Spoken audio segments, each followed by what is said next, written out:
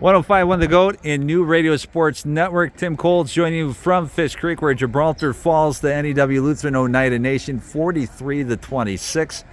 And Coach, obviously not the result that you wanted, but figuring you were down 27-0 at halftime, the fight that your team showed in the second half, you got to be at least proud of that. Yeah, we kind of talked about it there in my huddle before. I mean, the guys are probably still talking about it now. We talked about it at halftime about having a little pride in what we did and how we ended the game. And, we don't talk about moral victories, but obviously we outscored them in the second half, and they didn't put any of their backups in. We didn't put any of ours in. So the fact of the matter is we could have competed with that team had we been ready to play, and we just got to be ready from the start next week. Sean Neal just keeps on. What can you say about him? Makes four visits to the end zone. Yeah, I mean, Sean's a special kid.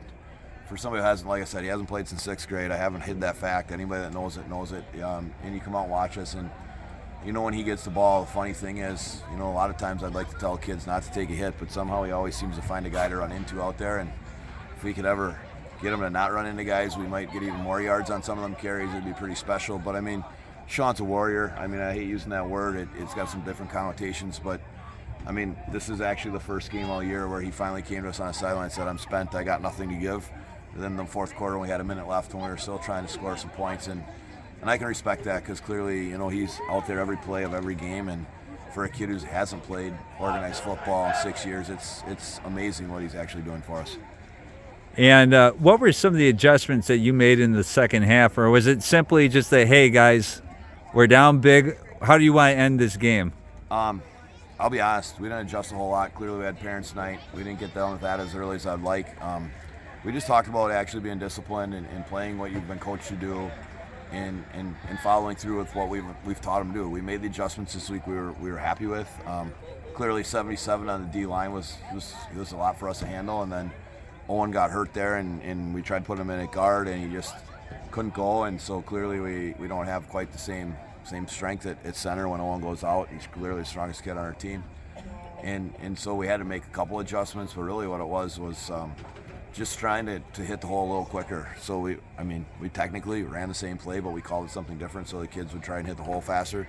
It's a little psychological thing that we did as a staff, but clearly the play's almost the exact same. So realistically, nothing. Just do what you're coached to do. And then finally, depth obviously tested here, as I think players on both teams were really affected by cramping and things like that.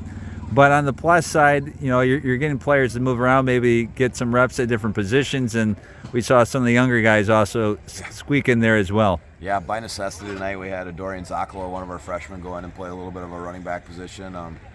He got a little baptism by fire there the first play, and he got ran over, but he got in the way, and we got an 8-yard gain. So that's like learning football, kind of not exactly the way we would kind of ideal, but if he can start to understand some of that stuff, it's really kind of good considering most of the time in practice he's running quarterback for us. So we put him in a position he's not overly familiar with, and I think he came through pretty good.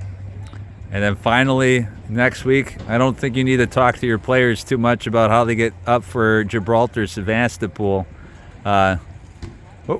What's kind of your thoughts heading into that matchup next week? I'm going to be honest, Tim. We're going to go and see if we can get healthy and get some of our kids back. But like you said, I don't need to tell them who we're playing. They know. They've had the game circled on the schedule since it came out. We actually, a little bit of our huddle was talked about the pride, about the name on the front of their jersey and how we reacted to some of the things tonight. And it's going to be the same kind of conversation next week. We got to be smart when we're playing our biggest rival. We can't do anything foolish. We don't want that publicity for Gibraltar. So, hopefully the kids, stay out of trouble this weekend and get lots of sleep this next week. And then they can have fun the following week because the way we go to Sevastopol homecoming. So it should be an interesting 2 weeks for us. All right. Well, Coach, thank you so much for the time, and we'll see you next week at Sevastopol. Sounds good, Tim. Talk to you Thursday. You've been listening to 105.1 The GOAT in the New Radio Sports Network.